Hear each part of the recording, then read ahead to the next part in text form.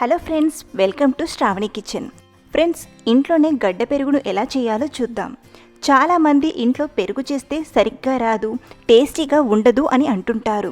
కానీ కొన్ని సింపుల్ టిప్స్ని పాటిస్తే ఇంట్లోనే చాలా టేస్టీగా గడ్డ పెరుగును ప్రిపేర్ చేయొచ్చు. ముందుగా బౌల్లోకి 1/2 లీటర్ ఫుల్ ఫ్యాట్ పాలను తీసుకోండి. ఫుల్ ఫ్యాట్ పాలను తీసుకోవడం వలన పెరుగు కాస్త మీగడతో టేస్టీగా ఉంటుంది.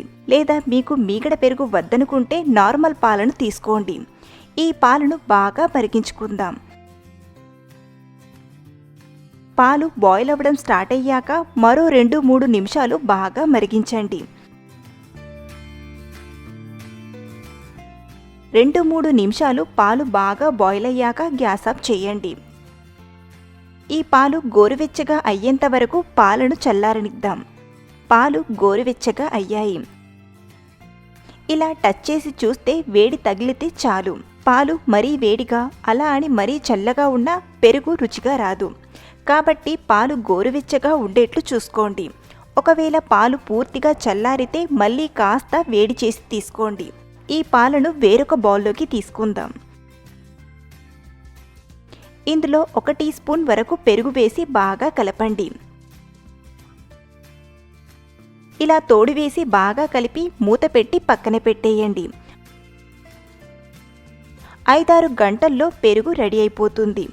చూడండి, మన పెరుగు రెడీ అయిపోయింది.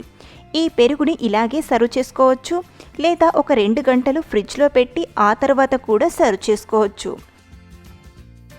2 గంటలు ఫ్రిడ్జ్లో పెట్టి చూస్తే చిక్కగా గడ్డలాంటి పెరుగు ఇంట్లోనే రెడీ. ఈ పెరుగు రుచిగా చాలా బాగుంటుంది.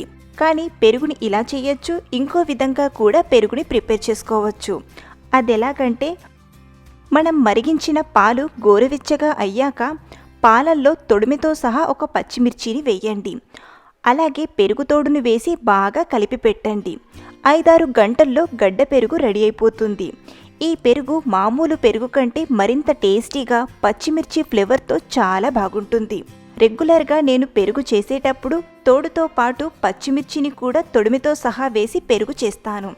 ఈ పెరుగంటే చాలా ఇష్టం. ఓసారి మీరు కూడా ఇలా పచ్చిమిర్చి వేసి పెరుగు చేయండి. ఈ టేస్ట్ మీకు నచ్చితే ఇలాగే ఫాలో అవ్వండి. లేదంటే నేను ఫస్ట్ చెప్పినట్టు తోడు వేసి గడ్డ పెరుగును చేయండి. ఈ 2 చిట్కాలలో మీరు ఏ చిట్కాను ఫాలో అయినా పెరుగు మాత్రం ఇలా చిక్కగా గడ్డలా వస్తుంది. సో ఫ్రెండ్స్, ఇంట్లోనే టేస్టీగా గడ్డ పెరుగును ఎలా చేయాలో చూసారు కదా. ఈ రెసిపీ మీకు నచ్చితే ఒక లైక్ చేయండి. అలాగే మీకు తెలిసిన వారికి ఈ వీడియోని షేర్ చేయండి. మరిన్ని టేస్టీ అండ్ వెరైటీ రెసిపీస్ కోసం మన శ్రావణి కిచెన్ ఛానల్ని సబ్స్క్రైబ్ చేసుకోండి. Thank you for watching.